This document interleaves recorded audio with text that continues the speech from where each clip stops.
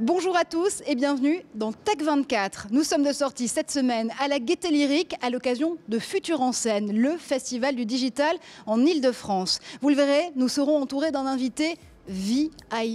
Il a inventé le web il y a 25 ans. Aujourd'hui, il se bat pour le droit des citoyens d'Internet qu'il a aidé à enfanter. Sir Tim Berners-Lee sera l'invité de Tech24. Et puis, Guillaume Gralet du magazine Le Point nous rejoindra pour le débrief. Aux armes, citoyens du web, c'est parti. Sir Tim Berners-Lee est avec nous aujourd'hui. Merci beaucoup d'être là. Avec plaisir. Lorsque vous travailliez dans les laboratoires du CERN à Genève sur le protocole du World Wide Web, aviez-vous anticipé la révolution politique et technologique que vous étiez en train de créer ?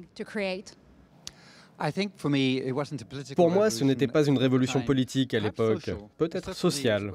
Il s'agissait de connecter les gens entre eux, de créer une technologie qui permettrait à des gens éloignés de travailler ensemble, pour leur permettre de collaborer. Vous avez donné naissance à un enfant plutôt turbulent. Maintenant qu'il a 25 ans, pensez-vous que le web soit entré dans l'âge adulte ou qu'il est encore adolescent ? Je pense qu'il a passé de nombreuses années à se comporter comme un adolescent, à tester ses limites, voir ce qui marche, ce qui ne marche pas. Aujourd'hui, après 25 ans, si on utilise cette analogie, en le comparant à un enfant, je pense qu'il est passé à l'âge adulte, oui. C'est un adulte qui réfléchit à ses droits. Nous pouvons désormais réfléchir à nos droits et nos responsabilités. Alors justement, parlons de ces responsabilités, de ces droits et de la vie privée sur le web. La France est dotée d'une loi sur la protection des lanceurs d'alerte. Le Parlement va débattre de l'asile politique qu'on pourrait accorder à Edward Snowden. Pensez-vous que l'Europe ou la France puissent défier les États-Unis sur la question d'Edward Snowden ? Je pense qu'il est important de parler des droits sur Internet, de la censure et de la protection de la vie privée de manière globale, pas seulement en parlant d'Edward Snowden. Mais si vous voulez qu'on parle de ce cas spécifique, alors je pense qu'il y a 3 choses à prendre en compte. Edward Snowden est allé voir un journaliste. Il a trouvé Greenwald. Et ensemble, ils ont fait le travail d'un journaliste, en cherchant à analyser les informations et à réfléchir à la meilleure façon de les présenter. Donc, parce qu'il s'est comporté comme un journaliste, parce que ce qu'il a fait était au final en faveur de l'intérêt général, et parce qu'il n'y avait aucune autre façon de la faire, parce qu'il coche toutes ces cases et qu'il a joué un rôle très important, je pense qu'il mérite d'être protégé. Une autre question cruciale, c'est la gouvernance d'Internet. Vous avez d'ailleurs participé au sommet Net Mondial, c'était au Brésil en avril dernier. Le sommet était organisé pour que les pays émergents puissent donner leur voix, leur avis sur la régulation du web et sa gouvernance. Craignez-vous une certaine balkanisation d'Internet ? La fragmentation d'Internet a toujours été une menace. Quand vous naviguez sur Internet, vous n'avez aucune idée des frontières nationales. Internet a été conçu sans l'idée de nation. Le développement incroyable du web depuis ces 20 dernières années a été possible parce qu'il y a cette ouverture. Tout le monde peut se connecter à n'importe quoi. Il est évident que si cela devait être remis en cause, si l'Internet devait se fragmenter en plusieurs morceaux qui correspondraient à chaque pays, ce serait une catastrophe. Je ne pense pas que cela arrivera, mais peut-être les États, les gouvernements l'utiliseront-ils comme une menace. Si un pays s'y aventure, je pense qu'il réalisera immédiatement le désastre économique de ne pas participer à la discussion globale. Mais alors qu'est-ce qu'il faut faire ? Est-ce qu'il faut créer un ONU d'Internet ? Ou est-ce que les citoyens doivent s'approprier ces droits eux-mêmes ? Vous avez notamment créé un mouvement Web We Want, le web que nous voulons, pour, je cite, un Internet universel, libre et ouvert. Oui, je veux qu'Internet soit universel, libre et ouvert. Comment y parvient-on ? Eh bien, des organisations comme le World Wide Consortium, la Web Foundation, l'Internet Society, sont des organisations qui travaillent les unes avec les autres. Comme l'Internet Task Force ou l'ICANN, elles s'occupent toutes de différentes parties du web. Ce sont des organisations dont les parties prenantes sont multiples, car elles ne représentent pas uniquement les gouvernements, les universités ou les geeks. Il n'y a personne en particulier, mais bel et bien plusieurs couches de la société qui y sont représentées. Ce type d'organisation accepte les idées de tous, parle à tout le monde, d'égal à égal. C'est un système qui fonctionne aujourd'hui et je pense que nous devons apprendre à le rendre plus puissant et à construire la future gouvernance du web dans ce type de système plus complexe où les organisations multiples parties prenantes sont nombreuses. Tout ne doit pas être décidé par le sommet, même si les gouvernements sont impliqués. Là, ils sont au même niveau que les autres.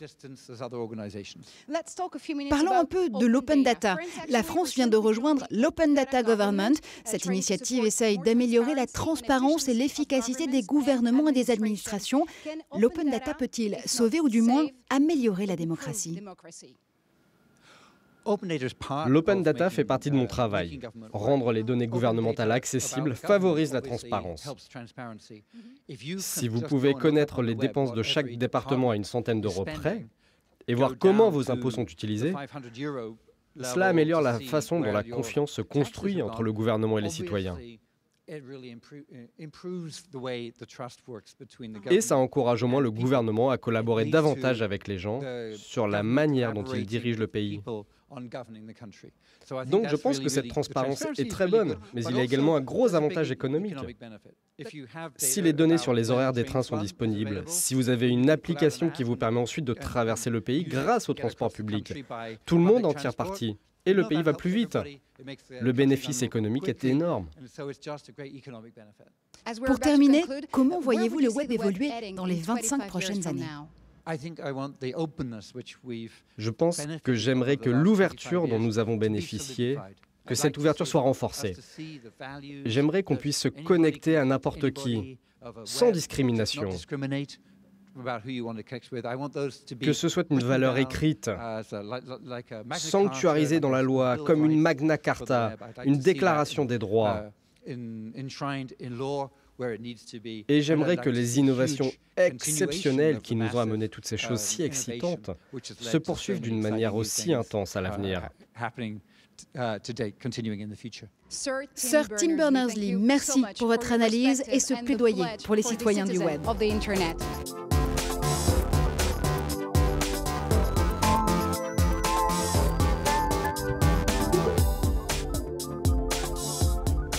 Et Guillaume Gralet du magazine Le Point nous a rejoint pour débriefer cette interview de Sir Tim Berners-Lee. Guillaume, première question. Berners-Lee dit très clairement qu'il faut protéger Edward Snowden. Pourtant, il ne semble pas aller jusqu'au bout des choses. Aujourd'hui, qui est en mesure, quel État est en mesure de faire face aux États-Unis et de réellement protéger Edward Snowden ? Je rappelle que son asile en Russie se termine à la fin du mois de juillet.